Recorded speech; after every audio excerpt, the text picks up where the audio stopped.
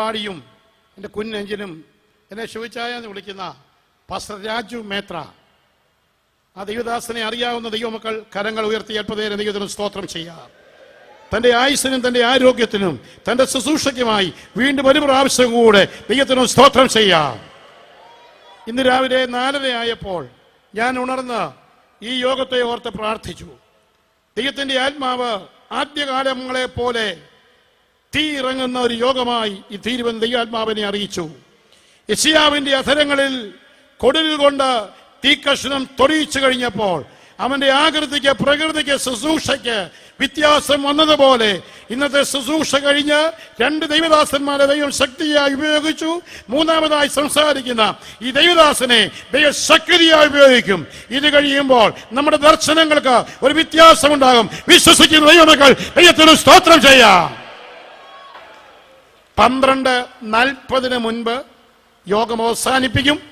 തന്റെ ദാസന് പ്രസംഗിക്കുവാൻ സമയം കൊടുക്കുന്നു. ദൈവം നമ്മെ അനുഗ്രഹിക്കുമാറാണ്.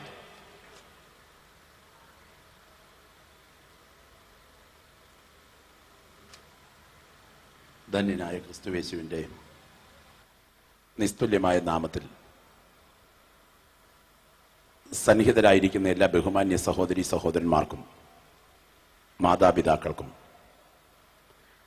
കർത്താവിൻ്റെ മഹത്വമുള്ള വയലിൽ അഹോരാത്രം അധ്വാനിക്കുന്ന ശ്രേഷ്ഠന്മാരായ കർത്തൃദാസന്മാർ, വിശിഷ്യ യോഗത്തിന് അധ്യക്ഷനായിരിക്കുന്ന ക്രിസ്തുവിൽ ഞാൻ ജ്യേഷ്ഠ സഹോദര തുല്യം ആദരിക്കുന്ന പാസ്റ്റർ ഷിബു നെടുവേലിൽ, ഈ വേദിയിലായിരിക്കുന്ന അനുഗ്രഹീതരായ പിതാക്കന്മാർ, pastor KC Thomas, pastor George Oommen ആദിയായ ഞാൻ പിതൃതുല്യം ആദരിക്കുന്ന നിരവധി ദൈവഭൃത്യന്മാർ, എനിക്ക് മുൻപേ അഭിഷിക്തമായി ദൈവത്തിൻ്റെ വചനം സംസാരിച്ച pastor Sam George, pastor Wilson Joseph ആദിയായ ദൈവഭൃത്യന്മാർ, ഏവരെയും ഓർത്ത് ഞാൻ കർത്താവിന് സ്തോത്രം ചെയ്യുന്നു.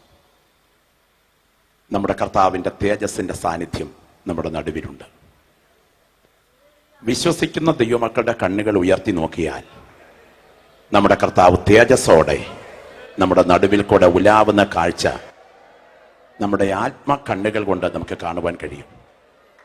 അവൻ്റെ തിരുസാന്നിധ്യം ആത്മാവിൽ അനുഭവിച്ചറിയുന്ന ദൈവമക്കൾ അവൻ്റെ സാന്നിധ്യം അറിയുമ്പോഴൊക്കെ അവന് കൊടുക്കുന്ന നന്ദി പ്രകടനമാണ് ആരാധന. അകം തിളയ്ക്കുന്ന ഒരു ദൈവ പൈതലിന് ദൈവസന്നിധിയിൽ വാ പൂട്ടിയിരിക്കാൻ കഴിയുകയില്ല. ചലിക്കാത്ത പ്രതിമ പോലെ അനങ്ങാമ്പാറ നയത്തിൽ ഇരിക്കുന്ന മിണ്ടാവൃതം അനുഷ്ഠിക്കുന്ന മുനിവൃതസ്ഥരല്ല ഇവിടെ കടന്നു വന്നിരിക്കുന്ന ദൈവമക്കൾ. കുഞ്ഞാടിൻ്റെ ചോര കൊണ്ട് കഴുകൽ പ്രാപിച്ച ദൈവമക്കൾ നിത്യതയുടെ ദർശനം അകക്കണ്ണിൽ ഉറയ്ക്കുമ്പോൾ അവരുടെ പാദങ്ങൾ തുള്ളാൻ തുടങ്ങും, നാവുകൾ ചലിക്കാതിരിക്കയില്ല. ഈ ദിവസങ്ങളിൽ വളരെ ഗൗരവമേറിയ ഈ കാലഘട്ടത്തിന് ഏറെ യോജിച്ച ഒരു വിഷയമാണ് നാം ചിന്തിച്ചുകൊണ്ടിരിക്കുന്നത്. പൂർണ്ണതയിലേക്ക് മുന്നേറുക. പൂർണ്ണതയിലേക്ക് മുന്നേറുക എന്ന സബ്ജക്റ്റിന്റെ കീഴിൽ നിന്നുകൊണ്ട് കാര്യങ്ങൾ പങ്കുവയ്ക്കുമ്പോൾ നമുക്കിഷ്ടമില്ലാത്ത കാര്യങ്ങൾ വിരൽ ചൂണ്ടേണ്ടി വരും.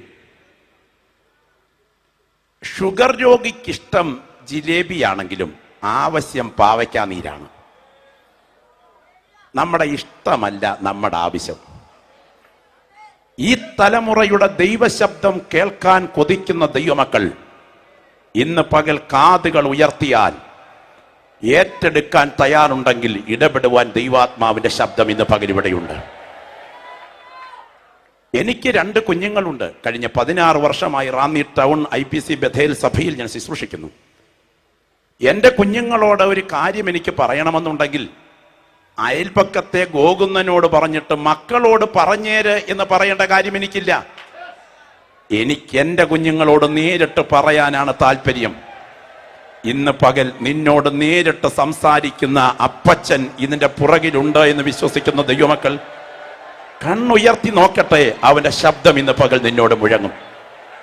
പൂർണ്ണതയിലേക്ക് മുന്നേറുക എന്ന തലക്കെട്ടിന് കീഴിൽ നിന്നുകൊണ്ട് മനസ്സ് പുതുക്കി രൂപാന്തരപ്പെടുക എന്നതാണ് ഇന്ന് പകലത്തെ പ്രധാനപ്പെട്ട ചിന്താവിഷയം. അതിൻ്റെ സബ് ഹെഡിങ്ങായി സൗഖ്യവും രൂപാന്തരവും, മനസ്സ് പുതുക്കിയുള്ള രൂപാന്തരം. ഇന്ന് പകൽ പരിശുദ്ധാത്മാവ് നമ്മെ ഉടച്ചു വാർക്കുവാനായിട്ട് ആഗ്രഹിക്കുന്നു. ലോകം അതിൻ്റെ മൂശയിലേക്ക് നമ്മെ എടുത്തിട്ട് കശക്കി ഉടച്ച് അതിൻ്റെ രൂപത്തിനനുസരിച്ച് വാർക്കാൻ ആഗ്രഹിക്കുമ്പോൾ ലോകത്തിനെതിരെ നിൽക്കുന്ന ഒരു പറ്റം വിശുദ്ധന്മാരെ ദൈവം ഇതിനകത്ത് അന്വേഷിക്കുന്നു. വെളിപ്പാട് പുസ്തകത്തിൽ ഇങ്ങനൊരു വാക്യമുണ്ട്: കർത്താവ് തന്നോടുകൂടെ വിളിക്കപ്പെട്ടവരും തിരഞ്ഞെടുക്കപ്പെട്ടവരും വിശ്വസ്തരുമായവരെ കൊണ്ട് അവനെ ജയിച്ചു. ഒരു വലിയ വിഭാഗം വിളിക്കപ്പെട്ടവർക്കകത്ത് ഒരു ചെറിയ സർക്കിൾ തിരഞ്ഞെടുക്കപ്പെട്ടവർക്കകത്ത് മറ്റൊരു ചെറിയ സർക്കിൾ വിശ്വസ്തത തെളിയിച്ചവർ. ഗിദെയോൻ 30,000 പേരുമായി യുദ്ധത്തിന് പോയി. പക്ഷേ വിളിക്കപ്പെട്ട 30,000 നിന്നും ഭയവും ഭീരുത്വമുള്ളവർ ഒഴിഞ്ഞു മാറാൻ പറഞ്ഞപ്പോൾ 20,000 ഒഴിഞ്ഞു മാറി. അതിൽ നിന്നും വെള്ളത്തിനടുക്കലേക്ക് കൊണ്ടുപോയി ടെസ്റ്റ് ചെയ്തപ്പോൾ വിശ്വസ്തത തെളിയിച്ച ഒരു 300-നെ ദൈവം വേർതിരിച്ചു. 30,000 രജിസ്റ്ററിൽ പേരുള്ള ഒരു വലിയ സംഘത്തെക്കാൾ വിശ്വസ്തത തെളിയിച്ച ഒരു 300-നെ ഈ തലമുറയിലും ദൈവം അന്വേഷിക്കുന്നു. 5,000 പേർക്കല്ലേ കർത്താവ് പന്തിയും പാനവും വിളമ്പിയത്? പക്ഷെ തന്നോടുകൂടെ ഇരിപ്പാനും പ്രസംഗിക്കേണ്ടതിന് അയപ്പാനും തിരഞ്ഞെടുത്തത് 5,000 അല്ല, ഒരു 12-നെയാണ്. 70 പേരെ വേർതിരിച്ചെങ്കിലും അതിനകത്തുനിന്നൊരു തിരഞ്ഞെടുപ്പ് 12-ലേക്ക് ചുരുങ്ങുമ്പോൾ 9,200 അടി പൊക്കമുള്ള മഞ്ഞ് പെയ്യുന്ന ഹർമോൻ പർവ്വതത്തിന് മുകളിൽ ഒരലക്കുകാരനും അലക്കിയാൽ വെളുക്കാത്ത നിലയിൽ ശരീരത്തിന്റെ മഹത്വം വെളിപ്പെടേണ്ട സമയം വന്നപ്പോൾ 5,000-നെ കൊണ്ടുപോയില്ല, 70-നെ കൊണ്ടുപോയില്ല, 12-നെ കൊണ്ടുപോയില്ല. ഒരു കോർ ഗ്രൂപ്പ്, ദൈവത്തിന് സ്തോത്രം, അവരുമായിട്ടാണ് മല കയറിയത്. അവരാണ് പറയുന്നത്, ഞങ്ങൾ അവന്റെ ശക്തിയും പ്രത്യക്ഷതയും അറിയിച്ചത് നിർമ്മിത കഥകളെ പ്രമാണിച്ചിട്ടല്ല, അവന്റെ മഹിമ കണ്ട സാക്ഷികളായതുകൊണ്ടാണ്. രക്ഷിക്കപ്പെട്ട് സ്നാനപ്പെട്ട് നേതാവിന്റെ ഒഴുക്കിനൊത്തൊഴുകുന്ന ജനത്തിന്റെ താളത്തിന് തുള്ളുന്ന ഇന്നത്തെ തലമുറയുടെ പോക്കിനനുസരിച്ച് പോകുന്ന ഒരു വലിയ സംഘത്തിനകത്തു നിന്നും വിശുദ്ധിയുടെ ഉപദേശ സത്യങ്ങൾ മാറോട് അടുക്കി പിടിച്ച് കർത്താവിന് വേണ്ടി നിലകൊള്ളുന്ന ഒരു 3 ദൈവം ഇതിനകത്ത് അന്വേഷിക്കുന്നു. ആ കൊച്ചു ഗ്രൂപ്പിൽ ഒരംഗമായിരിക്കാൻ ഈ തലമുറയിൽ ദൈവം നിന്നെ വിളിക്കുന്നു. 2 വേദഭാഗങ്ങൾ ഞാൻ ഇന്ന് രാത്പകൽ ഉദ്ധരിക്കട്ടെ. വളരെ ഗൗരവമേറിയ 2 വേദഭാഗങ്ങൾ. വിശദമായ ചർച്ചയ്ക്ക് ഒന്നും മുൻപിൽ സമയമില്ല. സമയത്തിന്റെ പരിധിയും പരിമിതിയും ഒക്കെ പരിഗണിച്ച് അതിനുള്ളിൽ ഞാൻ എൻ്റെ വാക്കുകൾക്ക് അവസാന കുത്തിടാം. റോമാലേഖനം 12-ാം അധ്യായത്തിന്റെ 1-2 വാക്യങ്ങൾ, തീത്തോസിന്റെ ലേഖനം 2:12 കൂടെ അനുബന്ധ വാക്യം കൂടെ ചേർത്തൊന്ന് വായിച്ചാട്ടെ. പ്രാർത്ഥനയോടെ ശ്രദ്ധിക്കുക. സഹോദരന്മാരെ, ഞാൻ ദൈവത്തിന്റെ മനസ്സലിവ് ഓർപ്പിച്ച് നിങ്ങളെ പ്രബോധിപ്പിക്കുന്നത് നിങ്ങൾ ബുദ്ധിയുള്ള ആരാധനയായി നിങ്ങളുടെ ശരീരങ്ങളെ ജീവനും വിശുദ്ധിയും ദൈവത്തിന് പ്രസാദമുള്ള യാഗമായി സമർപ്പിപ്പീൻ. ഈ ലോകത്തിന് അനുരൂപരാകാതെ നന്മയും പ്രസാദവും പൂർണ്ണതയുമുള്ള ദൈവഹിതം ഇന്നതെന്ന് തിരിച്ചറിയേണ്ടതിന് മനസ്സ് പുതുക്കി രൂപാന്തരപ്പെടുവീൻ. 2-ാമത്തെ വാക്യം ഞാൻ തന്നെ ഉദ്ധരിക്കാം. നാം ഭാഗ്യകരമായ പ്രത്യാശയ്ക്കായിട്ടും മഹാദൈവവും നമ്മുടെ രക്ഷിതാവുമായ കർത്താവായ യേശു ക്രിസ്തുവിന്റെ പ്രത്യക്ഷതയ്ക്കായും കാത്തുകൊണ്ട് ഭക്തികേടും പ്രപഞ്ചമോഹങ്ങളും വർജിച്ചിട്ട് ഈ ലോകത്തിൽ സുബോധത്തോടും നീതിയോടും ദൈവഭക്തിയോടും കൂടെ ജീവിച്ചു പോരേണ്ടതിന് അത് നമ്മെ ശിക്ഷിച്ചു വളർത്തുന്നു. എന്താണ് മനസ്സ് പുതുക്കിയുള്ള രൂപാന്തരം? വേദപുസ്തകത്തിലെ ഏറ്റവും മനോഹരമായ ലേഖനം. വേദപുസ്തകം ഒരു മുദ്രാമോതിരമാണെങ്കിൽ അതിന്റെ രത്നക്കട്ട തിളങ്ങുന്ന ഭാഗം അത് റോമാലേഖനമാണ്. വളരെ സിസ്റ്റമാറ്റിക്കലായ ഒരു അവതരണമാണ് റോമാലേഖനത്തിൽ പൗലോസ് നൽകിയത്. പെന്തക്കോസ്ത് നാളിലെ ആത്മപകർച്ചയിൽ നിന്നും സുവിശേഷം റോമിലെത്തി 26 വർഷങ്ങൾ പിന്നിട്ട് കഴിഞ്ഞു. താൻ ഇതുവരെ അവിടെ കാലുകുത്തിയിട്ടില്ല. താൻ കാലൂന്നിയിട്ടില്ലാത്ത സ്ഥലത്തെ അനുവാചക സദസ്യരോട് ദൈവത്തിന്റെ ദിവ്യ വെളിപ്പാടുകൾ താൻ പങ്കുവയ്ക്കുമ്പോൾ ദൈവത്തിന്റെ സുവിശേഷം എന്താണ് എന്ന് 1 മുതൽ 8 വരെ വിശദീകരിച്ചിട്ട് 9, 10, 11 അധ്യായങ്ങളിൽ ഒരു ജനതയുടെ ചരിത്രം അവതരിപ്പിക്കുകയാണ്. അവർ ഇസ്രായേല്യർ, ലോകഗതിയുടെ നാഴികക്കല്ലും മനുഷ്യചരിത്രത്തിന്റെ നട്ടെല്ലും കാലഗതിയുടെ കാതലുമായി ദൈവത്താൽ തിരഞ്ഞെടുക്കപ്പെട്ട ഇസ്രായേല്യർ. അവർ ഇസ്രായേല്യർ ന്യായപ്രമാണവും പുത്രത്വവും പിതാക്കന്മാരും ജഡപ്രകാരം ക്രിസ്തുവും അവരിൽ നിന്ന് തന്നെ ഉത്ഭവിച്ചു എന്ന് പറഞ്ഞുകൊണ്ട് അവരുടെ ചരിത്രം വിശദീകരിച്ച് ഒടുവിലേക്ക് വരുമ്പോൾ സ്വാഭാവിക കൊമ്പുകളെ അവൻ ആദരിക്കാതെ പോയെങ്കിൽ നിന്നെയും ആദരിക്കാതെ വന്നേക്കും. ഞെളിയാതെ ഭയപ്പെടുക. ആകയാൽ ദൈവത്തിന്റെ ദയയും ഖണ്ഡിതവും കാണുക. വീണവരിൽ ദൈവത്തിന്റെ ഖണ്ഡിതവും നിൽക്കുന്ന നിന്നിലോ ദയയും തന്നെ. നീ ദയയിൽ നിലനിന്നാൽ അല്ലായകയാൽ നീയും ഛേദിക്കപ്പെടും. ഈ പറയുന്നത് എന്താണെന്ന് നിങ്ങളുടെ ഉള്ളിൽ ആകണം എന്ന് ആത്മാർത്ഥമായിട്ട് ഞാൻ ആഗ്രഹിക്കുന്നു. സ്തോത്രം ഉയർത്തുന്നത് നല്ലതാണെങ്കിലും കാര്യമൊന്ന് മനസ്സിലാക്കണേ. അല്ലായകയാൽ നീയും ഛേദിക്കപ്പെടും. സ്വർഗത്തിന്റെ ഒരു കോണിൽ ചാരികസേരയിൽ ചാരിക്കടന്ന് താമ്പൂല മിശ്രിതവും വായിൽ കണ്ട് കട്ടിക്കൊണ്ണാടിയും വെച്ച് കുട്ടികളുടെ ശുണ്ടിത്തരങ്ങൾ കണ്ട് കണ്ണടച്ച് വീടിന്റെ സിറ്റ് ഔട്ടിലെ ചാരികസേരയിൽ ഉറങ്ങുന്നത് പോലെ ഉറങ്ങുന്ന ഒരു പൊട്ടൻ മുതുക്കനല്ല ഇന്ന് രാത്രി ഞാൻ പ്രസംഗിക്കുന്ന കർത്താവ്. അവന്റെ കരം ഇന്നും നീതിയോടെ ചലിച്ചുകൊണ്ടിരിക്കുന്നു. ഇന്ന് പകൽ ഓർക്കുക. അങ്ങനെങ്കിൽ എന്താ ഗൗരവമേറിയ നിലയിൽ ചിന്തിക്കേണ്ടത്? ഭയത്തോടെ കേൾക്കുക. അതുകൊണ്ട് സഹോദരന്മാരെ, ഇത്രമാത്രം കർക്കശത്വത്തോടെ പ്രതികരിക്കുന്ന ഒരുവന്റെ കരം ഇതിന്റെ പുറകിൽ ചലിക്കുന്നത് കൊണ്ട് സഹോദരന്മാരെ, ദൈവത്തിന്റെ മനസ്സലിവ് ഓർപ്പിച്ച് ഞാൻ നിങ്ങളെ പ്രബോധിപ്പിക്കുന്നു. എന്താ ദൈവം നിന്നോട് കാട്ടിയ മനസ്സലിവ്? ദൈവം നിന്നോട് കാട്ടിയ മനസ്സലിവ് ഒരേക്കർ വസ്തു തന്നതല്ല. ദൈവം നിന്നോട് കാട്ടിയ മനസ്സലിവ് ബഹുനില ബംഗ്ലാവോ അപ് ടു ഡേറ്റ് മോഡൽ വണ്ടിയോ തന്നതല്ല. ഓടിച്ചു പോകുമ്പോൾ ഒന്ന് കണ്ണടച്ചാൽ പാട്ട പോലെ പൊടിഞ്ഞ് നിന്റെ മൂക്കിൽ പഞ്ഞി കയറ്റി അടുത്ത മോർച്ചറിയിലാക്കുന്ന ഒരു ഇരുമ്പ് വണ്ടിയോ, ഉയർന്നു നിൽക്കുമ്പോൾ ഒന്ന് ഇരുത്തി കുലുക്കിയാൽ പൊട്ടി വീഴുന്ന ഒരു സിമന്റ് കൊട്ടാരമോ, ശരീരത്തിൽ വെളിപ്പെട്ട ഒരു രോഗശാന്തിയോ അല്ല നിന്നെ കുറിച്ചുള്ള ദൈവത്തിന്റെ പദ്ധതിയുടെ ഭാഗമായി നിനക്ക് ദൈവം തന്നത്. പ്രാപിച്ച ദൈവകൃപ എത്ര വലുതാണെങ്കിലും ദൈവത്തിന്റെ പദ്ധതിയുടെ ഉദ്ദേശം തിരിച്ചറിയാൻ നമ്മുടെ കണ്ണുകൾ തുറക്കണം. ഒരു ബാങ്ക് മാനേജരായ മനുഷ്യനെ സംബന്ധിച്ച് കേട്ടിട്ടുണ്ട്. ഹൈന്ദവ നായർ തറവാട്ടിൽ ജനിച്ചു വളർന്നയാൾ.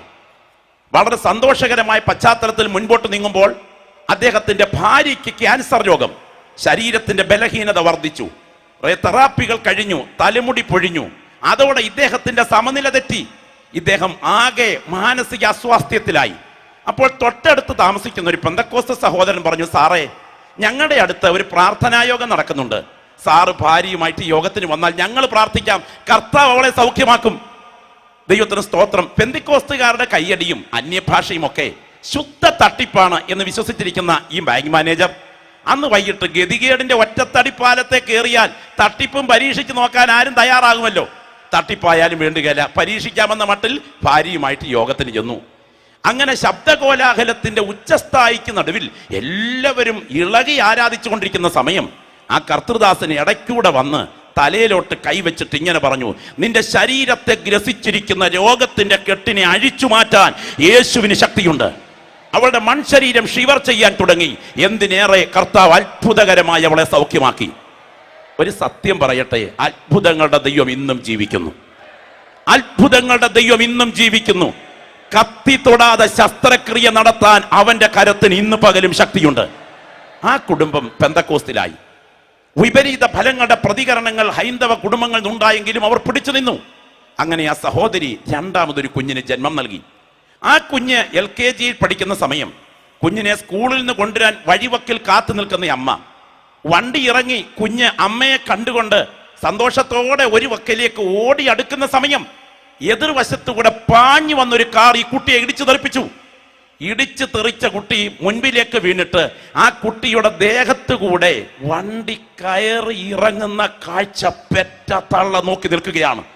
ഓടിയങ്ങോട്ട് ചെന്ന് മുട്ടുകുത്തി നിന്ന് ആ ചിതറിക്കിടക്കുന്ന കബന്ധം നെഞ്ചോട് വാരിപ്പുണർന്ന് തലമുടി അഴിച്ചിട്ടൊരു ഭ്രാന്തിയെ പോലെ അവൾ ആ നടുറോഡിൽ അലറി. അടുത്ത ദിവസം ശവമടക്കൊക്കെ കഴിഞ്ഞു. ഇങ്ങനെ ഇരിക്കെ കുടുംബാംഗങ്ങൾ പറഞ്ഞു, ഒരു മന്ത്രവാദിയെ വിളിപ്പിച്ച് ലക്ഷണം വെച്ച് നോക്ക്, കാര്യം എന്താണെന്നറിയാം. മന്ത്രവാദിയെ വിളിപ്പിച്ചു, ലക്ഷണം വെച്ച് നോക്കി. ചുരുക്കി പറയാം, ഇന്നവർ പെന്തിക്കോസ്തിലില്ല. എയും ബിയും സിയും ഡിയുമായി ആയിരക്കണക്കിന് ആളുകൾ അനുഭവം പ്രാപിച്ച് ദിവ്യ രോഗശാന്തിയിലൂടെ വിശ്വാസത്തിൽ വരുന്നവരുണ്ട്. ഒരു കാര്യം പറയട്ടെ, രക്ഷാ തത്വശാസ്ത്രം പഠിച്ചത് കൊണ്ടല്ല ഞാൻ രക്ഷിക്കപ്പെട്ടത്, എന്റെ അനുഭവം കൊണ്ടാണ് ഞാൻ രക്ഷിക്കപ്പെട്ടത്. എന്റെ മുൻപിലിരിക്കുന്ന സകല ദൈവമക്കളും ദൈവസന്നിധിയിൽ വന്നത് അനുഭവം പ്രാപിച്ചവരാണ്. സങ്കല്പം കൊണ്ടല്ല, അനുഭവം കൊണ്ടാണ് വിശ്വാസത്തിലേക്ക് വന്നത്. അനുഭവത്തിലൂടെ സത്യത്തിലേക്ക് വന്ന നിന്നെ തിരഞ്ഞെടുക്കേണ്ടതിന്റെ പുറകിൽ വെളിപ്പെട്ട മനസ്സലിവ് എന്താണെന്ന് തിരിച്ചറിയുന്നില്ലെങ്കിൽ അപകടകരമാണ് എന്ന് ഗൗരവമായി തിരിച്ചറിയണം. സ്തോത്രം. എന്താ നിന്നെ തിരഞ്ഞെടുത്തതിന്റെ ഉദ്ദേശം? ദൈവം നിനക്ക് തന്ന മനസ്സലിവിൽ ഏറ്റവും വലുത് നിന്റെ വ്യക്തിപ്രഭാവത്തോട് ദൈവം കാട്ടിയ സമ്പത്തിന്റെ മേന്മയല്ല, തന്റെ പുത്രന്റെ കാൽവറി യാഗത്തിലൂടെ നിത്യ നരകത്തിന് അർഹനാകേണ്ട നിന്നെ നിത്യ സ്വർഗത്തിലേക്ക് വിളിച്ചുയർത്തിയ ദൈവത്തിന്റെ തിരഞ്ഞെടുപ്പ് നിന്റെ മേൽ വീണത് എത്ര വലുതാണെന്ന് ഓർക്കുന്ന ദൈവമക്കൾ ഇന്ന് പകൽ ഇവിടെ ഇരുന്ന് കാണട്ടെ. മനുഷ്യനിർമ്മിതമായ യാതൊന്നുമല്ല എനിക്ക് ദൈവം കാട്ടിയ മനസ്സലിവിൽ ഓർക്കാനുള്ളത്. ഏറ്റവും വലുതായി തന്റെ പുത്രന്റെ രക്തത്തിലൂടെ നിത്യതയുടെ ദത്തുപുത്രനായി സ്വർഗത്തിന്റെ തങ്കത്തളങ്ങളിൽ ഒരു നാൾ കാലുവയ്ക്കേണ്ടതിന് എന്നെ തിരഞ്ഞെടുത്ത ദൈവസ്നേഹമാണ് ഇന്ന് പകൽ ഞാൻ അനുഭവിക്കുന്ന മനസ്സലിവ് എന്ന് തിരിച്ചറിയുന്ന ദൈവമക്കൾ കണ്ണുയർത്തി കാണട്ടെ. എന്റെ മേൽ പകർന്ന മനസ്സലിവ് തന്റെ പുത്രന്റെ യാഗബലിയാണ്. അതിന് തിരിച്ച് ഞാൻ എന്താണ് ദൈവത്തിന് മടക്കി കൊടുക്കേണ്ടത്? സ്തോത്രകാഴ്ചയോ? വേണ്ടേ വേണ്ട, അത് പ്രസക്തിയുള്ള കാര്യമല്ല എന്ന് പറയുമ്പോൾ അവഗണിക്കരുത്. അതിന്റെ അർത്ഥം അതല്ല. സ്തോത്രകാഴ്ചയോ സ്തോത്രയാഗമോ അല്ല ദൈവം നിന്നിൽ നിന്ന് ആത്യന്തികമായി ആഗ്രഹിക്കുന്നത്. ഒരു ബലിപീഠത്തിലേക്ക് യാഗവസ്തുവിനെ എടുത്ത് കിടത്തിയിട്ട് അടിയിൽ തീ കത്തിച്ച് ബലിയാക്കി മാറ്റുന്നത് പോലെ ഈ ലോകത്തിന് അനുരൂപനാകാതെ നന്മയും പ്രസാദവും പൂർണ്ണതയുമുള്ള ദൈവഹിതം ഇന്നതെന്ന് തിരിച്ചറിയേണ്ടതിന് നിനക്കൊരു പരിവർത്തനം വന്ന് നിന്റെ ശരീരത്തിന്റെ ഉടമസ്ഥാവകാശം നാഥന്റെ കരങ്ങളിൽ കൈമാറുന്ന ഒരു പരിവർത്തന പ്രക്രിയ ദൈവം സമൂഹത്തിൽ നിന്ന് അന്വേഷിക്കുന്നു. മനസ്സിലാക്കുന്ന എത്ര പ്രിയപ്പെട്ട ഇവിടെയുണ്ട്. ജനക്കൂട്ടത്തിന്റെ മനഃശാസ്ത്രം മനസ്സിലാക്കി 10,000-കണക്കിന് വാട്സ് തള്ളുന്ന സിസ്റ്റത്തിന്റെ പശ്ചാത്തലത്തിൽ വൈകാരികതയിൽ വരുത്തുന്ന കത്തുന്ന വ്യതിയാനമല്ല ദൈവം നിന്നിൽ നിന്ന് പ്രതീക്ഷിക്കുന്ന പ്രതികരണം.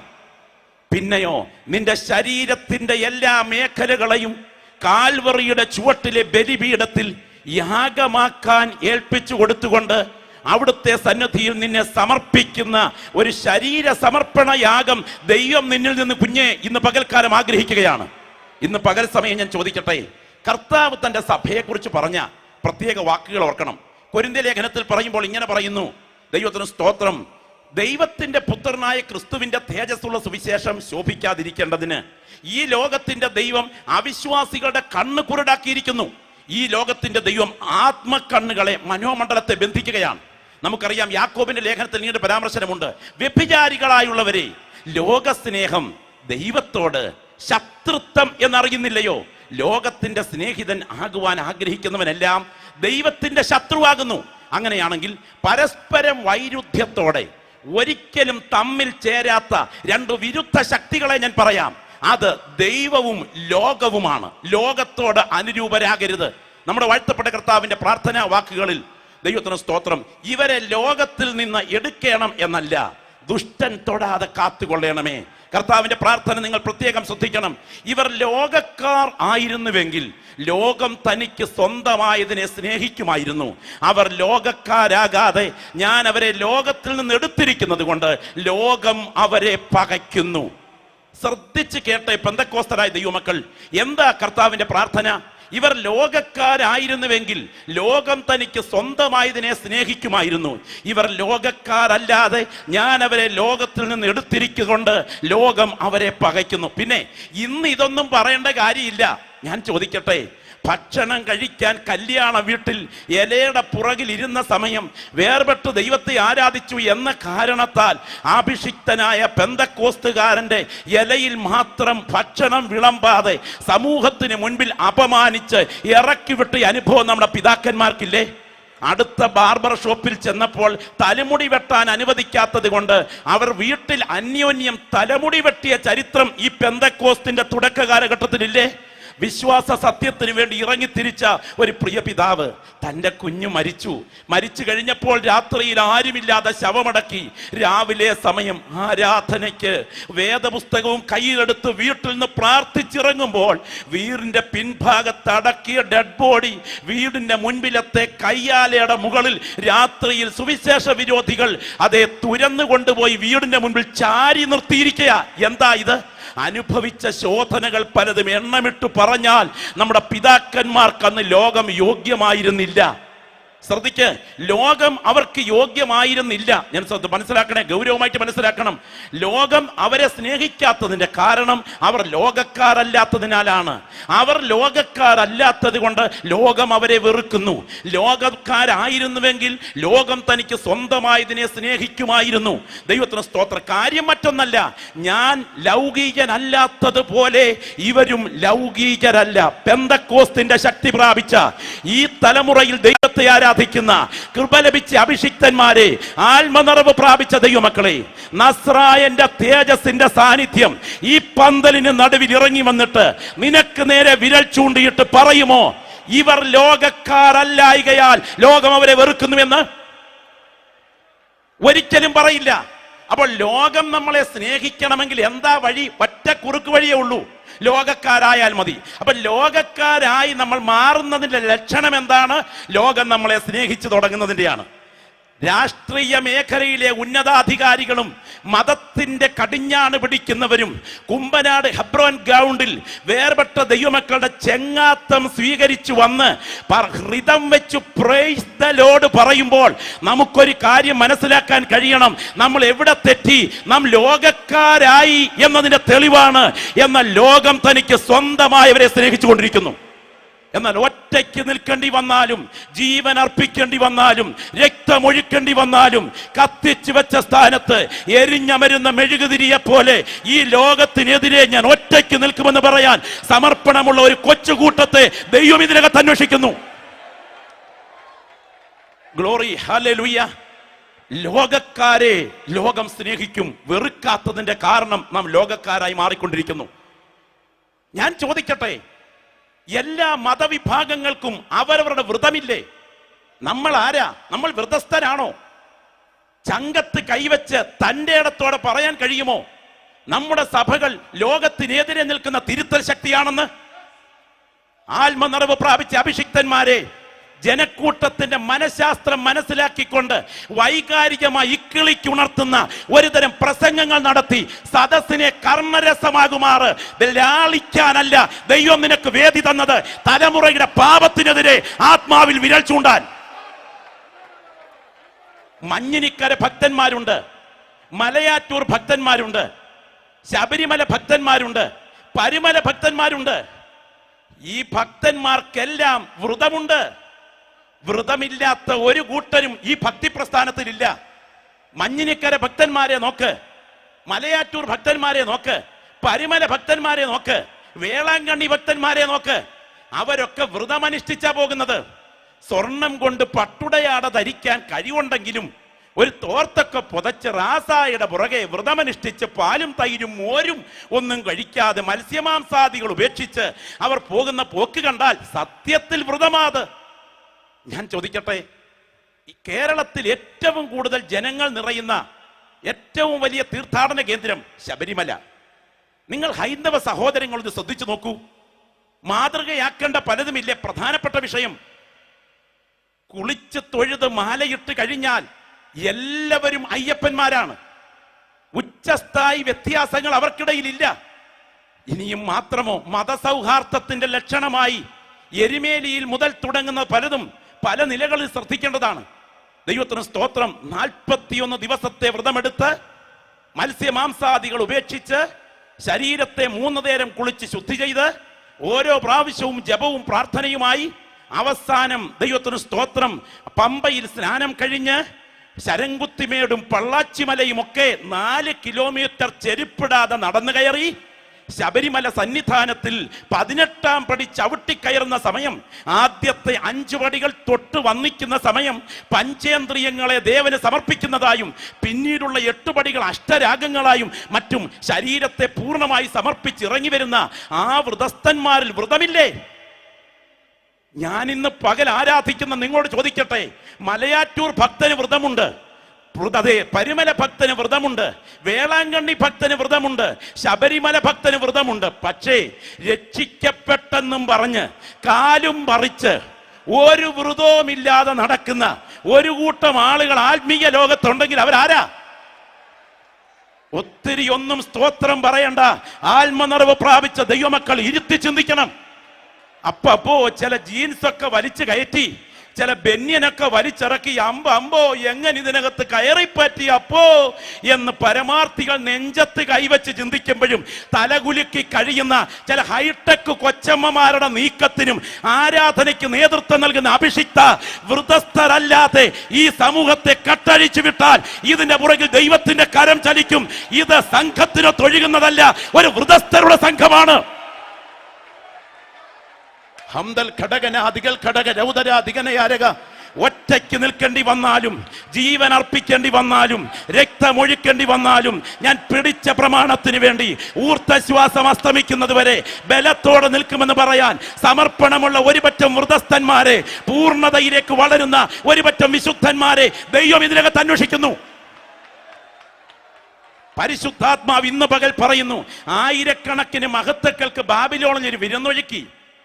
പ്രമുഖനായിരുന്നു ദാനിയേൽ. ഇൻവിറ്റേഷൻ കാർഡ് കിട്ടാൻ സാധ്യതയുണ്ടോ? സാധ്യതയുണ്ട്.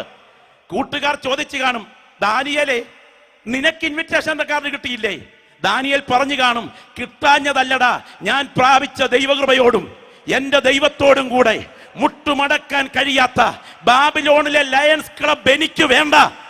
ഇന്ന് പകൽക്കാലം പറയട്ടെ, ലോകത്തിന്റെ ചെങ്ങാത്തം കൈനീട്ടി വാങ്ങി നിന്നെയും കൂടെ പാർലമെന്റിൽ അംഗമാക്കുമെന്ന് പറഞ്ഞ് ദൈവകൃപ പുറങ്കാൽ കൊണ്ട് ചവിട്ടിയെറിഞ്ഞ് രാഷ്ട്രീയത്തിന്റെ മുഖം മൂടി ധരിച്ച് നീ മുൻപോട്ട് പോയാൽ ഇവിടുത്തെ ക്ലബിൽ നീ അംഗമായിരിക്കും, ദൈവത്തിന്റെ ലിസ്റ്റിൽ നീ ഇല്ലായിരിക്കും. എന്നാൽ വിശുദ്ധിക്ക് വേണ്ടി നീ ഒറ്റയ്ക്ക് മാറി മുട്ടുമടക്കിയാൽ വെളിപ്പാടുകൾ വ്യാഖ്യാനിക്കാൻ ബാബിലോണിനെ കൊട്ടാരത്തിൽ നിന്നെ വിളിച്ചു കൊണ്ടുവരുന്ന സമയമുണ്ട് എന്ന് തിരിച്ചറിയുന്ന ദൈവമക്കൾ ലോകത്തിന് എതിരെ നിൽക്കാൻ ദൈവം വിളിച്ചിരിക്കുന്നു. എത്ര പ്രിയപ്പെട്ടവർ പറയും, എനിക്ക് ലോകത്തിനെതിരെ നിൽക്കണം, എനിക്ക് ലോകത്തിനെതിരെ നിൽക്കണം. ഒത്തിരി പറയാനുണ്ടെങ്കിലും സമയം അവസാനിച്ചു. ഇന്ന് പകൽ കണ്ണുകൾ കർത്താവിങ്കിലേക്കൊന്ന് ഉയർത്തിക്കാട്ടെ, ആ കരങ്ങൾ കർത്താവിങ്കിലേക്കൊന്ന് ഉയർത്തിപ്പിടിച്ചാട്ടെ. ഒരു വായും അടഞ്ഞിരിക്കരുത്, ഒരു നാവും പൂട്ടിയിരിക്കരുത്. എന്താ ദൈവം നിങ്ങൾ ആഗ്രഹിക്കുന്ന ഈ സമർപ്പണമെന്നറിയാമോ? സമർപ്പണമെന്നറിയാമോ? പരിശുദ്ധാത്മാവ് ഇന്ന് പകൽ പറയുന്നു, സമർപ്പണത്തിന്റെ ആത്മാവിലേക്ക് ദൈവം നിന്നെ നടത്താനായിട്ട് ആഗ്രഹിക്കുന്നു. അഭിഷേകത്തിന്റെ ചൈതന്യം ഈ സഭാരാധനയിൽ, ഈ ആത്മീയ ശുശ്രൂഷയിൽ ഒഴുകിയിറങ്ങുമ്പോൾ, ഏറ്റവും പുറകു മുതൽ മുൻപിൽ വരെ ദൈവ സാന്നിധ്യം വ്യാപരിച്ചു കൊണ്ടിരിക്കുമ്പോൾ, ഈ ലോകത്തിലെ സകലറ്റേക്കാളും ഈ ലോകത്തിനെതിരെ ഒറ്റയ്ക്ക് നിന്ന് പൊരുതി, പാപത്തിനെതിരെ പടപൊരുതി, കത്തിച്ചു വെച്ച സ്ഥാനത്ത് എരിഞ്ഞമരുന്നൊരു മെഴുകുതിരിയെ പോലെ നാഥന്റെ തിരുമാർവിൽ എരിഞ്ഞമരാൻ എന്നെ ഞാൻ ഏൽപ്പിക്കുന്നു എന്ന് പറയുന്ന ഒരുപറ്റം അഭിഷിക്തന്മാരെ ഇന്ത്യൻ പെന്തക്കോസ്ത് ദൈവസഭയ്ക്കകത്ത് ഈ 21-ാം നൂറ്റാണ്ടിൽ ദൈവം അന്വേഷിക്കുന്നു. ഞാൻ ചോദിക്കട്ടെ, ഒരു കൊച്ചു കാര്യം ഞാൻ ചോദിക്കട്ടെ. നമ്മുടെ ആളുകൾ പലരും ആഭരണം ധരിക്കണോ ധരിക്കണ്ടായോ എന്ന വിഷയത്തിൽ ഇന്ന് മത്സരത്തിലല്ലേ? ചില ആളുകൾക്ക് ധരിപ്പിച്ചേ പറ്റൂ. വല്യപ്പച്ചന്മാര് കരിവേലകത്തിന് കീഴിൽ കുഴിച്ചിട്ടത് കുത്തിയിരുന്നും കുഴിച്ചോണ്ടിരിക്കുന്നതിലെ അപ്പച്ചന്മാരെ മക്കളെയൊക്കെ ഇന്ന് കാണുന്നുണ്ട്.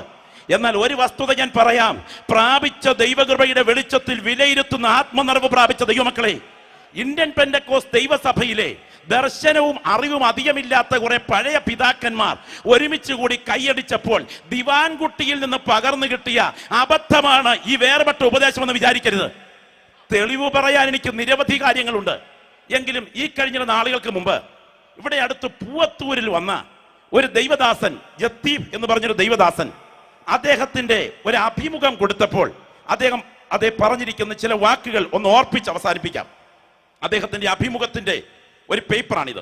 അതിൽ അദ്ദേഹം കൊടുത്തിരിക്കുന്ന അഭിമുഖം ഇങ്ങനെയാണ്: തന്റെ സഭാംഗങ്ങളിൽ ആരും തന്നെ വെഡിങ് റിംഗ് ഉൾപ്പെടെ യാതൊരുവിധ ആഭരണവും ധരിക്കയില്ല. സഭയിലെ സ്ത്രീകളിൽ ഒരുത്തൻ പോലും പാൻസ ഇടുവാൻ അനുവദിക്കയില്ല. പുരികം പ്ലക്ക് ചെയ്യുക, നഖം പോളിഷ് ചെയ്യുക, ലിപ്സ്റ്റിക് ഇടുക, എന്നിവയൊന്നും തന്നെ അനുവദനീയമല്ല. തന്റെ 8 മക്കളിൽ മൂത്ത മകൻ മുടി ഡൈ ചെയ്തു എന്ന ഏക കാരണത്താൽ അവനെ സഭയിൽ നിന്ന് ശുശ്രൂഷകനായി ഞാൻ പുറത്താക്കി. എങ്ങനുണ്ട്? ആത്മനിറവ് പ്രാപിച്ച ദൈവമക്കൾ ഓർക്കണം, 800 അംഗങ്ങളുള്ള ഒരു പെന്തക്കോസ്ത് സഭ ജർമ്മനിയിലുണ്ട്. സായിപ്പിന്റെ സഭയാ. അവിടെ പുരികം പ്ലക്ക് ചെയ്യാൻ പോലും അനുവദിക്കാത്ത വസ്ത്രധാരണത്തിൽ പവിത്രത സൂക്ഷിക്കുന്ന സംഘം അവിടെ ഉണ്ടെന്ന്. ഞാൻ ചോദിക്കട്ടെ, നിത്യതയുടെ തീരത്ത് ഈ ദൈവദാസനും സഭയും പുനരുത്ഥാന ശരീരത്തിൽ അവിടെ എത്തുമ്പോൾ വേദവ്യാഖ്യാനം കൊണ്ട് പുത്തൻ പ്രസംഗം നടത്തുന്ന നേതാക്കന്മാർ എങ്ങനെ നിൽക്കും? എന്നാൽ ഇന്ന് പകൽ ഒറ്റയ്ക്ക് നിൽക്കേണ്ടി വന്നാലും ബാലിന് മുട്ടുമടക്കാത്ത ചിലരെ അവിടങ്ങളിൽ ദൈവം വെച്ചിട്ടുണ്ട് എന്ന് വിശ്വസിക്കുന്ന ദൈവമക്കൾ ആത്മകണ്ണുകൾ കൊണ്ട് കണ്ടിട്ട് ഇതിനെതിരെ നിൽക്കണം. ഒറ്റയ്ക്ക് നിൽക്കേണ്ടി വന്നാലും ഇതിനെതിരെ നിൽക്കണം. ഈ കഴിഞ്ഞ ദിവസം ദൈവത്തിന് സ്തോത്രം, ഒരു പുസ്തകം വായിച്ചപ്പോൾ എന്നെ അത്ഭുതപ്പെടുത്തി. പുരികം പ്ലക്ക് ചെയ്യുന്നത് എവിടെ നിന്ന് വന്നതാ? 207 അസ്ഥികൾ ശരീരത്തിലുണ്ട്. അതിൽ 3 പ്രധാനപ്പെട്ട അസ്ഥികൾ നിറഞ്ഞതാണ് കണ്ണിന്റെ മുകൾ ഭാഗം. അതിൽ വെയില് കൂടുന്ന സമയത്ത് റബ്ബർ തൈക്ക് തടമിടുന്നത് പോലെ ശരീരത്തിന്റെ ഊഷ്മാവ് ക്രമീകരിക്കുന്ന പ്രധാന ഭാഗമാണ് തലമുടിയുടെ താഴെ പുരിയക്കൊടി എന്ന് പറയുന്ന പ്രധാനപ്പെട്ട ഭാഗം. അത് ചൂട് നിയന്ത്രിക്കുന്ന ഭാഗമാണ്. സ്തോത്രം. ശരീരത്തിനകത്തെ ചൂട് നിയന്ത്രിക്കത്തക്ക വിധത്തിൽ പ്രധാനമായി ആ പുരിയക്കൊടി ദൈവം സെറ്റ് ചെയ്തിരിക്കുക. എന്നാൽ സോതോമ്യ പാപം വർദ്ധിച്ച സമയം തിരുവഴുത്തിൽ പൗലോസിന്റെ റോമൻ ഭാഷയിൽ പറഞ്ഞിരിക്കുന്നത് പോലെ സ്ത്രീയോട് അവരക്ഷണമായത് പെരുമാറിയപ്പോൾ പരസ്പര ആകർഷണത്തിന് വേണ്ടി തലമുടിയുടെ താഴെ പുരികം പ്ലക്ക് ചെയ്ത് തെളിയിക്കുന്ന രീതി അവിടെ ഉണ്ടായിരുന്നു. യൂറോപ്പിൽ സോതോമ്യ പാപമെന്ന ലെസ്ബിയൻ ഗേ മ്ലേച്ഛതകൾ ഉയർന്നപ്പോൾ തലമുടിയുടെ താഴെ പുരികം വല്ലാത്ത നിലയിൽ പ്ലക്ക് ചെയ്യുന്നത് വന്നത് 70കളിൽ ബ്യൂട്ടി പാർലറുകൾ ഏറ്റെടുത്ത് ഇന്ന് പെന്തിക്കോസ്ത് കൊച്ചമ്മമാരും ഏറ്റെടുത്ത് ഹല്ലേലൂയായും ഗ്ലോറിയും പറയുമ്പോൾ ഉറവ എവിടാണെന്ന് കാണാൻ വിളിക്കപ്പെട്ട ദൈവമക്കൾ അശുദ്ധമായതൊന്നും തുടരുതെന്നാണ് കഴുതിയിരിക്കുന്ന വചനത്തിൽ എഴുതിയിരിക്കുന്നതെങ്കിൽ ആത്മനിറവ് പ്രാപിച്ച ദൈവമക്കളെ, ഈ തലമുറയ്ക്കെതിരെ നിൽക്കാൻ ഇന്ന് പകൽ എത്ര പേർ ദൈവസന്നിധിയിൽ സമർപ്പിക്കും? ഒരു നിമിഷം ഒന്ന് എഴുന്നേറ്റാട്ടെ. കരങ്ങൾ കർത്താവിങ്കിലേക്കൊന്ന് ഉയർത്തിപ്പിടിച്ചേ. ആ കരങ്ങൾ കർത്താവിങ്കിലേക്കൊന്ന് ഉയർത്തിപ്പിടിച്ചേ. പരിശുദ്ധാത്മാവ് ഇന്ന് പകൽ നിങ്ങളോട് ചോദിക്കുന്നു, ഈ ലോകത്തിനെതിരെ ഒറ്റയ്ക്ക് നിൽക്കേണ്ടി വന്നാൽ ഞാൻ നിൽക്കുമെന്ന് പറയാൻ സമർപ്പണമുള്ള ചിലരെ സ്വർഗം അന്വേഷിക്കുകയാണ്. ഓരോ വായിൽ നിന്നും പ്രാർത്ഥനയുടെ ശബ്ദം ഉയരട്ടെ. ഇടത്തും വലത്തും നിൽക്കുന്നവരെ നോക്കണ്ട, മുൻപിലും പുറകിലും നിൽക്കുന്നവരെ നോക്കണ്ട. വായി തുറന്ന് ദൈവസന്നിധിയിൽ ഹൃദയംഗമമായി പ്രാർത്ഥിച്ചു തുടങ്ങി. കർത്താവേ, ഈ ലോകമോഹത്തിനു വേണ്ടി ശരീരത്തെ രൂപവൽക്കരിക്കുകയല്ല, മറ്റുള്ളവരുടെ മുൻപിൽ എന്റെ ജഡത്തെ പ്രദർശിപ്പിക്കുകയല്ല, എന്റെ ശരീരത്തിന്റെ ഉടമസ്ഥാവകാശം ബലിപീഠത്തിൽ യാഗമാക്കിക്കൊണ്ട് നന്മയും പ്രസാദവും പൂർണ്ണതയുമുള്ള ദൈവഹിതത്തിനായി ഈ ശരീരത്തെ ഞാൻ സമർപ്പിക്കുന്നു. ഞാൻ ഈ ലോകത്തിനെതിരെ നിൽക്കും, എന്റെ ശ്വാസം അസ്തമിക്കുന്നത് വരെ ഞാൻ ഈ ലോകത്തിനെതിരെ നിൽക്കും എന്ന് പറയാൻ സമർപ്പണമുള്ള ഭക്തന്മാർ ആ കരം ഉയർത്തി അല്പ മിനിറ്റുകൾ പ്രാർത്ഥിച്ചാട്ടെ. ഓരോ വായിൽ നിന്ന് പ്രാർത്ഥനയുടെ ശബ്ദം ഉയരട്ടെ. ഞാൻ ഇന്ന് പകൽ കാണുന്നു, സ്വർഗം ഇതിന് മീതെ തുറന്നു നിൽക്കുകയാണ്. ദൂതന്മാരിന്ന് പകൽ ഇവിടെ കുനിഞ്ഞു നോക്കിക്കൊണ്ടിരിക്കുകയാണ്. യേശുവിന്റെ കരം ഈ ഗ്രൗണ്ടിൽ വ്യാപരിച്ചു കൊണ്ടിരിക്കുകയാണ്. ദൈവ തേജസ്സിന്റെ മേഘം ഇതിന് മീതെ നിഴൽ വിരിച്ചു കൊണ്ടിരിക്കുകയാണ്. ഹോരേബിൽ വെളിപ്പെട്ട ദൈവ സാന്നിധ്യം, സീനായിൽ മൂടിയിറങ്ങിയ ദൈവ സാന്നിധ്യം, പത്മോസിൽ ഇറങ്ങിയ ദൈവപുത്രന്റെ കരം ഈ കൺവെൻഷൻ പന്തലിൽ ഈ വെള്ളിയാഴ്ച പ്രാർത്ഥനയിൽ ബലത്തോടെ വ്യാപരിക്കുകയാണ്. ഈ ലോകത്തിന് അനുരൂപരാകാതെ, fashion according to this world, ഈ ഭൂമിയുടെ ഫാഷൻ അനുകൂലമാകാതെ, ഈ കാലവ്യവസ്ഥയ്ക്ക് അനുകൂലമല്ലാതെ ഒരു ഒറ്റയ്ക്ക് നിൽക്കേണ്ടി വന്നാൽ ഞാൻ നിൽക്കുമെന്ന് പറയാൻ പ്രാഗൽഭ്യമുള്ളവർ ആ കരം ഉയർത്തി ദൈവത്തിനെ പ്രാർത്ഥിച്ചാട്ടെ. Glory, hallelujah. ദൈവത്തിന് മഹത്വം, ദൈവത്തിന് മഹത്വം, ദൈവത്തിന് മഹത്വം. സിസ്റ്റർ അന്നമ്മ മാമൻ, ഭക്തയായ ആ സഹോദരി പാടിയ ഒരു പാട്ടിന്റെ ചരണം നമുക്കൊന്ന് കരം ഉയർത്തിപ്പിടിച്ചുകൊണ്ട് പാടാം. ലോകം വെറുത്തതാം സിദ്ധന്മാരും നിർമ്മല ജ്യോതി സാംദൂതന്മാരും, ലോകം വെറുത്തതാം സിദ്ധന്മാരും നിർമ്മല ജ്യോതി സാംദൂതന്മാരും, രക്തസാക്ഷികേളം സ്നേഹിതരും സ്വാഗതം ചെയ്യും മകൾ സദസ്സിൽ, രക്തസാക്ഷികേളം സ്നേഹിതരും സ്വാഗതം ചെയ്യും മകൾ സദസ്സിൽ യാത്ര ചെയ്യും. കരങ്ങൾ ഉയർത്തി ക്രൂശെ നോക്കി യുദ്ധം ചെയ്യും ഞാൻ യേശുവിനായി ജീവൻ വച്ചിടും രക്ഷകനായി അന്ത്യശ്വാസം വരെയും ജീവൻ വച്ചിടും രക്ഷകനായി അന്ത്യശ്വാസം ഞെരുക്കത്തിനപ്പം ഞാൻ തിന്നാലോ കഷ്ടത്തിൻ കണ്ണുനീർ കൂടിച്ചാലോ ഞെരുക്കത്തിൻ അപ്പം ഞാൻ തിന്നാലോ കഷ്ടത്തിൻ കണ്ണുനീർ കൂടിച്ചാലും ദേഹി ദുഃഖത്താൽ ക്ഷയിച്ചെന്നാലോ എല്ലാം പ്രതികൂലം ആയെന്നാലും ദേഹി ദുഃഖത്താൽ ക്ഷയിച്ചെന്നാലും എല്ലാം പ്രതികൂല ആയെന്നാലോ ഓ യാത്ര ചെയ്യും. കരങ്ങൾ ഉയർത്തി ഞാൻ ക്രൂശ് നോക്കി യുദ്ധം ചെയ്യുന്ന യേശുവിനായി ഗ്ലോറി ജീവൻ ദൈവത്തിന് മഹത്വം.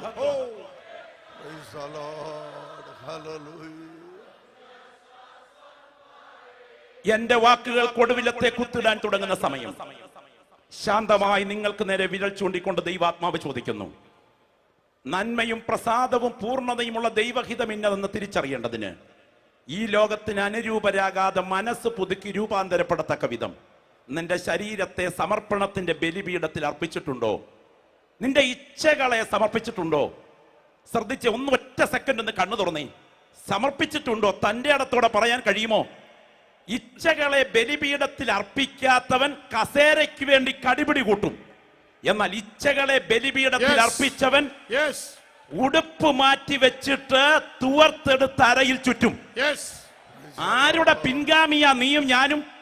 സ്വർഗത്തിന്റെ മഹിമയിൽ തേജസിന്റെ ഉടയാടകൾ ഉടുത്തിരുന്ന ഇടത്തു നിന്നും മഹത്വത്തിന്റെ പുതപ്പുരിഞ്ഞു മാറ്റിവെച്ച് മനുഷ്യത്വത്തിന്റെ തുവർത്തെടുത്ത് അരയിൽ ചുറ്റി സ്വന്തം കാൽവറി രക്തത്താൽ മനുഷ്യവർഗത്തിന്റെ പാദം കഴുകിയവനാണ് നമ്മുടെ മാതൃകാ പുരുഷനെങ്കിൽ കസേരയുടെ അധികാരത്തിന് വേണ്ടി പിടിക്കുന്നവനല്ല സമർപ്പിക്കപ്പെട്ടവൻ, സമർപ്പണത്തിന്റെ പുതപ്പെടുക്കുന്നവനാ. ഈ ബലിപീഠത്തിൽ ഞാൻ സമർപ്പിക്കപ്പെടുന്നു. എത്ര പേർ ആത്മാർത്ഥമായിട്ട് ആഗ്രഹിക്കുന്നു? അക്കാര്യങ്ങളും താഴ്ത്തിയിട്ടാട്ടെ. എനിക്ക് നിത്യതയാണ് വലുത്. ഈ മണ്ണിലെ നേട്ടങ്ങളെക്കാൾ എനിക്ക് അവിടെ എത്തണം. ഈ ലോകത്തിനെതിരെ എനിക്ക് നിൽക്കണം. ഞാൻ എന്നെ സമർപ്പിക്കുന്നു. എനിക്ക് പ്രാർത്ഥന വേണം എന്ന അന്തരാത്മാവിൽ ആഗ്രഹിക്കുന്നവർ മാത്രം വൈകാരികതയാലല്ല, ഒരാത്മാർത്ഥമായ വിലയിരുത്തലാൽ കരമൊന്ന് ഉയർത്തിപ്പിടിച്ചാട്ടെ. ഈ മണ്ണിലെ നേട്ടങ്ങളെക്കാൾ സ്തോത്രം നിത്യതയാണ് എനിക്ക് വലുത്. സ്തോത്രം. എനിക്ക് അവിടെ എത്തണം. സ്തോത്രം. ലോകത്തിനെതിരെ ഞാൻ ഒറ്റയ്ക്ക് നിൽക്കും. എനിക്ക് അവിടെ എത്തണം. പരിശുദ്ധനായ പ്രിയ കർത്താവേ, ഈ ബലഹീന കരങ്ങളെ തേജസ്സിന്റെ ദ്രവത്വമില്ലാത്ത കരങ്ങളിൽ കൈമാറുന്നു. ഒരു നാൾ ഇമ്പങ്ങളുടെ പറുദീസയിൽ ബെയൂല തീരത്ത് വിശുദ്ധന്മാരുടെ നിരയിൽ ജഡത്തെ യാഗമാക്കിയ വിശുദ്ധന്മാരുടെ സംഘത്തിൽ ഈ പ്രിയപ്പെട്ടവരും കാണപ്പെടേണ്ടതിന് പൂർണ്ണതയിലേക്ക് ഈ സദസ്സിനെ നീ നയിക്കണമേ. അവരുടെ മേൽ നിന്റെ കരം പിടിച്ചിരിക്കുന്നത് കൊണ്ട് സ്തോത്രം. യേശുവിൻ നാമത്തിൽ തന്നെ എല്ലാവർക്കും ദൈവസന്നിധിക്കാം. ലക്ഷ്യം നിത്യതയായിരിക്കട്ടെ. ശരീരത്തെ ക്രൂശിക്കാം. ഈ വചനങ്ങളാൽ ദൈവം നമ്മെ അനുഗ്രഹിക്കട്ടെ. പ്രാർത്ഥിച്ച് യോഗം അവസാനിപ്പിക്കുക. 2012 ദൈവം നമ്മോട് സംസാരിച്ചു എന്ന് ബോധ്യമുള്ള ദൈവമകൾ മാത്രം കരങ്ങൾ ഉയർത്തി അല്പനേരം ദൈവത്തിന് സ്തോത്രം ചെയ്യാൻ, ഒന്നുകൂടെ സകൃതിയോട് സ്തോത്രം ചെയ്യാൻ, വിട്ടതിനെ ഒന്നും എടുക്കാതെ വേർപാടും വിശുദ്ധിയും സൂക്ഷിച്ച് വിളിക്കപ്പെട്ടവരുടെ നടുവിൽ, തെരഞ്ഞെടുക്കപ്പെട്ടവരുടെ നടുവിൽ, അതിനുമകത്ത് ഒരു സർക്കിളിൽ ചെന്ന് ചേരുവാൻ ദൈവാത്മാവ് നമ്മെ പ്രബോധിപ്പിച്ചു. ദൈവമക്കൾ കരമുയർത്തി സ്തോത്രം ചെയ്യൂ. ഇന്ത്യൻ പെന്തക്കോസ്ത് ദൈവസഭയുടെ കേരള സംസ്ഥാനത്തിന്റെ ഉപാധ്യക്ഷൻ KC തോമസ് അവർ പ്രാർത്ഥിച്ച് ആശീർവാദം പറയും. സ്വർഗപിതാവായ ദൈവമേ, നന്ദിയുള്ള ഹൃദയത്തോടെ ഞങ്ങൾ അങ്ങേക്ക് സ്തോത്രം ചെയ്യുന്നു. ഇന്ന് പകൽക്കാലത്തിനനുസരിച്ച് ഞങ്ങൾ കടന്നു വന്ന സമയം മുതൽ ദൈവത്തിന്റെ പരിശുദ്ധാത്മാവ് അതിശക്തമായ നിലയിൽ ഞങ്ങളുടെ നടുവിൽ പ്രവർത്തിച്ചുകൊണ്ടിരുന്ന ദൈവത്തിന്റെ കൃപയോർത്തുകൊണ്ട് നന്ദിയോട് ഞങ്ങൾ അങ്ങേക്ക് സ്തോത്രം ചെയ്യുന്നു. പാപത്തെക്കുറിച്ചും നീതിയെക്കുറിച്ചും ന്യായവിധിയെക്കുറിച്ചും ബോധം വരുത്തുന്ന ദൈവത്തിന്റെ പരിശുദ്ധാത്മാവിന്റെ വലിയ പ്രവർത്തനം അനുഭവിച്ചറിയുവാൻ ഞങ്ങൾക്കിടയാക്കിയ ദൈവ കൃപയ്ക്കായി ഞങ്ങളിങ്ങനെ സ്തുതിക്കുന്നു. അങ്ങയുടെ വിലയേറിയ ദാസന്മാരെ അങ്ങയുടെ കരങ്ങളില് മൂർച്ചേറിയ ആയുധങ്ങളായി പകൽക്കാലം ഉപയോഗിച്ചതോർത്ത് സ്തോത്രം ചെയ്യുന്നു. അവരൊന്നും മുഴങ്ങിയ പ്രവാചക ശബ്ദത്തിനായി ഞങ്ങളിങ്ങനെ വാഴ്ത്തുന്ന കർത്താവേ, ഈ ലോകത്തിന് അനുരൂപപ്പെടാതെ നന്മയെ പൂർണ്ണത പ്രസാദമുള്ള ദൈവഹിതം ഇന്നതെന്ന് തിരിച്ചറിയേണ്ടതിന് മനസ്സവർക്ക് രൂപാന്തരപ്പെട്ട് മുമ്പോട്ട് പോകുവാൻ തക്കവണ്ണം ഇന്നിവിടെ കടന്നു വന്ന എല്ലാവർക്കും സഭയായ ഞങ്ങൾക്ക് എല്ലാവർക്കും അവിടുത്തെ കൃപ നൽകണമേ എന്ന് ഞങ്ങൾ ഇങ്ങോട്ട് പ്രാർത്ഥിക്കുന്നു. ലോകം അതിന് മോഹം ഒഴിഞ്ഞു പോകും. ദൈവേഷ്ടം ചെയ്യുന്നവര് എന്നേക്കും ജീവിക്കുമെന്നുള്ളത് കൊണ്ട് കർത്താവേ, ദിവസങ്ങളിൽ ദൈവ ഇഷ്ടം ചെയ്തുകൊണ്ട് ദൈവത്തെ പ്രസാദിപ്പിച്ചുകൊണ്ട് ദൈവത്തെ ഭയപ്പെട്ടുകൊണ്ട് മുമ്പോട്ട് പോകാനുള്ള ദൈവകൃപ ഞങ്ങൾക്ക് അവിടുന്ന് നൽകണമേ എന്ന് ഞങ്ങൾ പ്രാർത്ഥിക്കുന്നു. ഞങ്ങളുടെ കർത്താവ് ലോകത്തെ ജയിച്ചവനായിരിക്കാൻ യേശുവിന്റെ നാമത്തില് ലോകത്തെ ജയിക്കുന്ന ജയാളികളായി തീരുവാൻ തക്കവണ്ണം ദൈവം ഞങ്ങൾക്ക് കൃപ നൽകണമേ എന്ന് ഞങ്ങൾ പ്രാർത്ഥിക്കുന്നു.